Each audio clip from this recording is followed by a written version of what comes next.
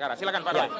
ya, Bismillahirrahmanirrahim. Ya, jadi Assalamualaikum warahmatullahi wabarakatuh. Waalaikumsalam. Ya, jadi saya bersama Dr. Rizmon nanti akan menjelaskan secara teknis. Intinya, intinya nanti akan saya sampaikan seperti ini ringkasannya. Jadi judulnya adalah analisis teknis ya ijazah dan skripsi 99,9% palsu. Kenapa saya bisa mengatakan 99,9% palsu? Itu nanti akan ada historisnya. Di mana pertama kali ijazah itu muncul fotokopinya itu pada saat di Fakultas Kehutanan UGM diterangkan oleh Dekan Fakultas Kehutanan waktu itu Dr. Sigit Sunarta pada tanggal 24 Oktober tahun 2022. Ini websitenya, YouTube-nya bisa dilihat. Kemudian di sini keterangannya. Nanti di dalam kalau ada waktu saya putar YouTube-nya ya. Makanya ini ada ringkasannya. Kemudian ada juga ini yang membuat gaduh sebenarnya. Unggahan dari politisi PSI namanya Dian Sandi ya pada tanggal 1 April 2025. Ini sebenarnya yang bikin gaduh. Karena pertama kali dia upload dan dia tuliskan asli. Dan ini adalah berwarna. Kalau Sigit Sunarta tadi hitam putih, fotokopi. Kalau ini berwarna. Jadi inilah yang kemudian membuat bisa dianalisis. Ada dianalisis fotonya, fontnya oleh Dr. Rizmon dan lain sebagainya. Tapi yang penting karena berwarna dan ini sifatnya adalah elektronik, Dian Sandi mengungkap secara elektronik mengunggahnya. Maka kita periksa dengan elektronik atau digital forensik. Nah, caranya adalah dengan menggunakan namanya ELA. ELA itu Error Level Analysis. Ini contoh ELA. Kalau ijazah yang benar, maaf saya contohkan ijazah saya.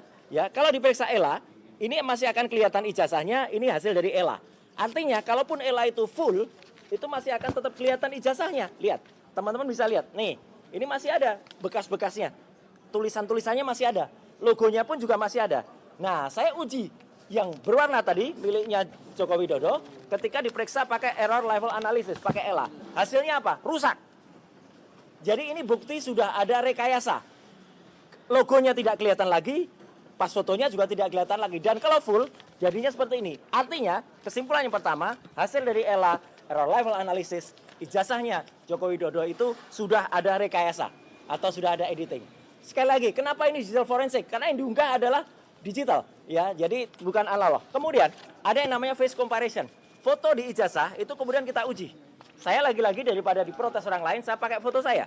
Foto saya di ijazah tadi, yang pertama tadi, ketika dibandingkan dengan foto saya sekarang, hasilnya adalah match. Pasti sama.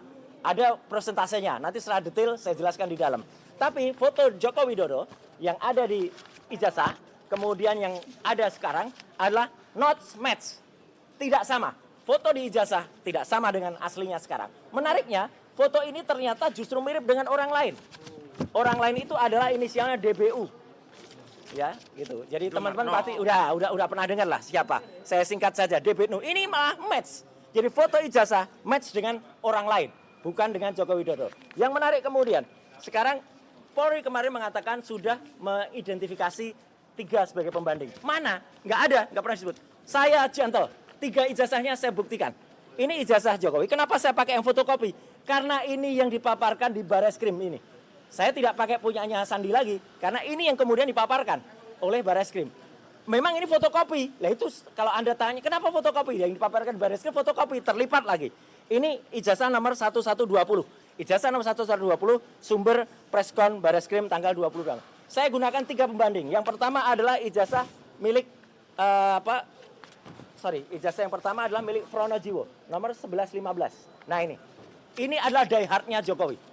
Jadi dia sering menunjukkan sendiri ijazahnya. Dan dia upload ini. Sehingga kemudian ini bukti yang 1115 milik Pronojiwo. Oke? Kemudian ada ijazah yang lain yang saya bandingkan. Ijazah yang kedua, nomor 1116, urutan ini. Miliknya almarhum Hari Mulyono.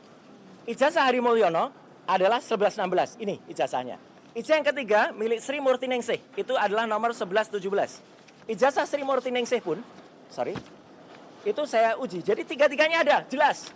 Saya tidak menutupi yang mau pembanding yang mana. Seperti kata Pak Rizal Fadila tadi. Ini 3 pembandingnya, clear ya. Nah, hasilnya apa?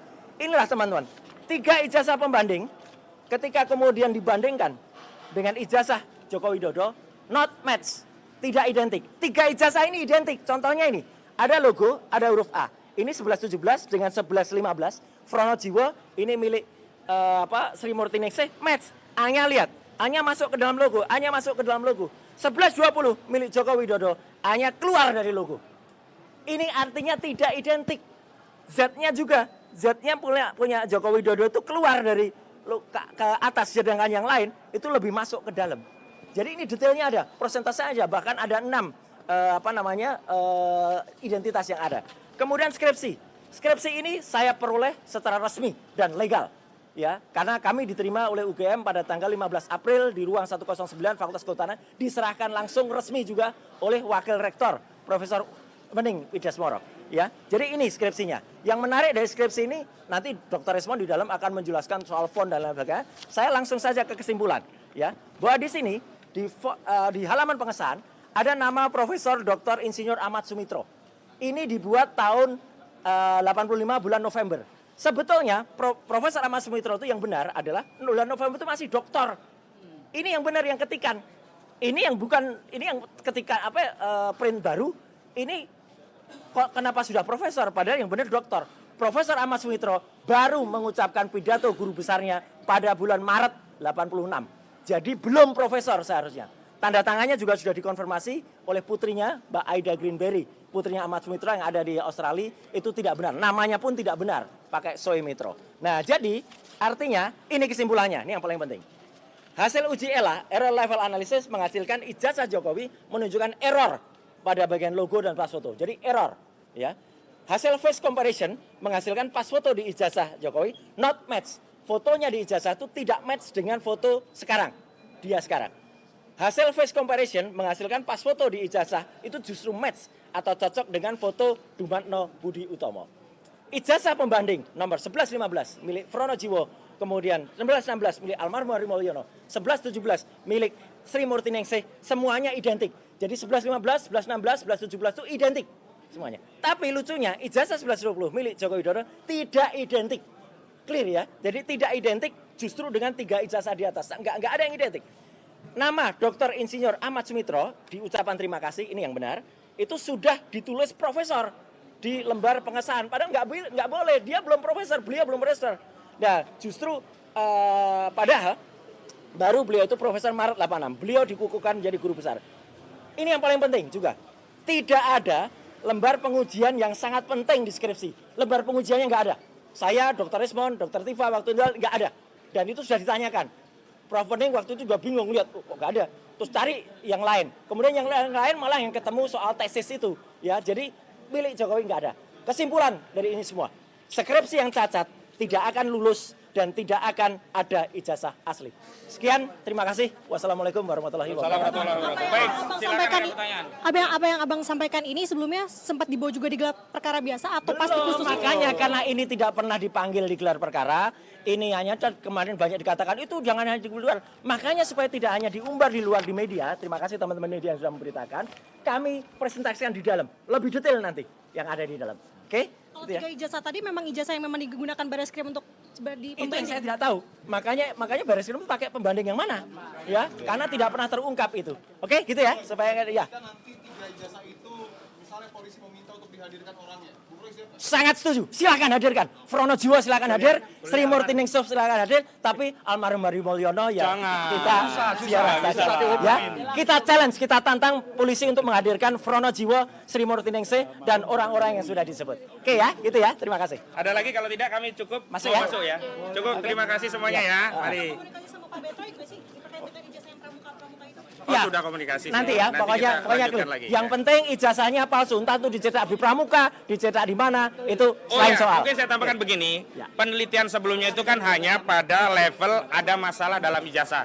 Belum sampai pada level ijazah itu bagaimana dibuatnya. Nah, temuan saudara Betor Suryadi itu mengkonfirmasi modus operandi. Jadi kalau sebelumnya dugaan ijazah itu palsu, bahkan hari ini justru dapat informasi modus operandinya itu dicetak di pasar Pramuka. Nah, yang belum dikejar itu adalah siapa yang nyetak, atas pesanan siapa, dan kapan itu dicetak. Nah, ini adalah tugas penting dari polisi selaku penyelidik. Dan karena itu ini kan mengkonfirmasi bahwa penghentian kasus dugaan ijazah palsu saudara Joko Widodo yang dihentikan itu prematur. Kenapa? Ternyata banyak temuan baru yang itu pasti belum diklarifikasi oleh penyidik dari Bareskrim Mabes Polri, diambil keterangannya. Karena kalau keterangan-keterangan baru itu diambil, tentu tidak akan menjadi dasar penghentian. Begitu ya. Bang, ini tertutup berarti ya gelar perkara khusus ini? Kami mengusulkan agar ada juga media bisa masuk, tetapi karena ini bukan gawe kami harus izin dulu.